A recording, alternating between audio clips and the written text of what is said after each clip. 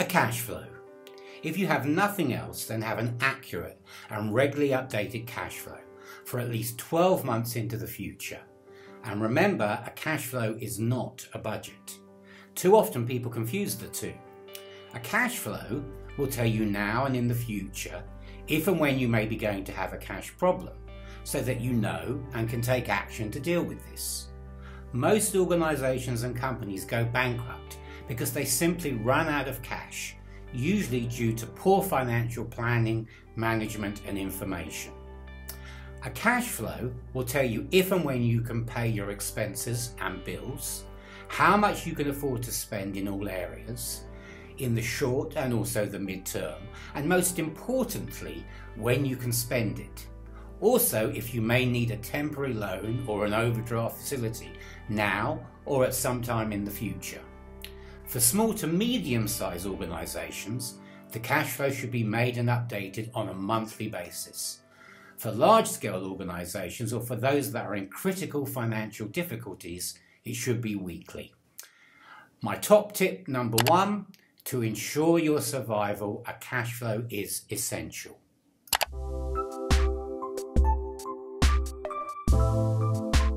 The one thing that is a certainty in the current situation we all find ourselves in is that nothing is certain and that everything can and will change. So how do we deal with this?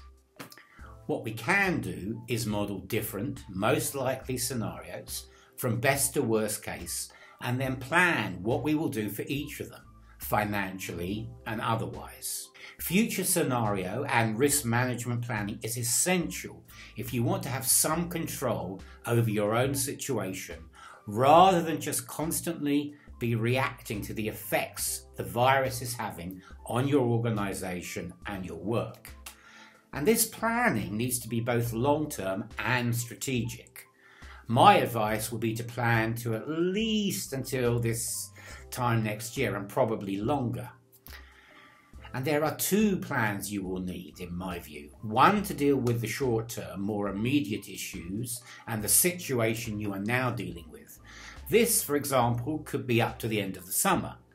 And then you should create a second, more strategic and longer-term plan from the autumn onwards, up until at least next summer and ideally much longer.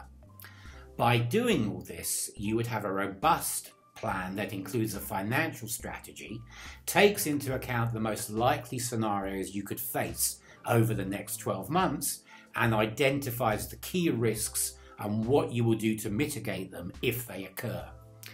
And if you also involve all of your team in the process, it should help them to feel more positive and less anxious about the future, and that you are being proactive about reimagining, investing in, and moving your organisation forward. So, my top tip number 2, plan, identify key risks and be strategic.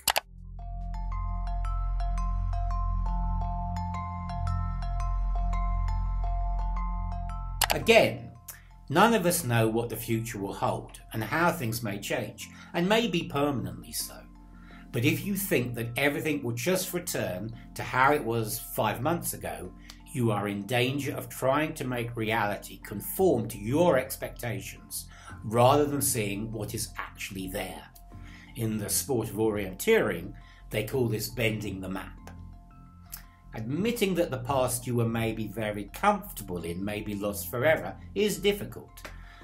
There are usually 5 stages that a person goes through when they encounter this situation: denial, anger, bargaining, depression, and then finally acceptance.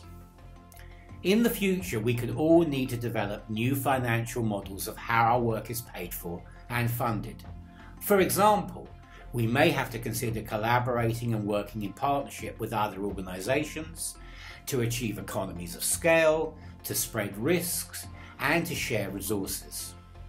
In the mid to long term, if governmental arts and cultural budgets are reduced due to the economic impacts and consequences of the virus, we may need to diversify our income streams by developing new activities, new funding strategies, new structures, and new ways of working. This may require us to not only be creative with our finances, but also to start thinking about becoming more flexible, nimble, and considering some out-of-the-box ideas that a year ago we would not even have ever imagined considering or contemplating. We will need to be brave and take some calculated risks. Like it or not, we must make a new mental map of where we are now, not where we wish we were. It's not about helpless resignation, but rather a pragmatic acceptance of and even wonder at the world and new reality in which we find ourselves. This is essential if we are to thrive rather than just survive. And my top tip number 3, accept your new reality. Collaborate and embrace change.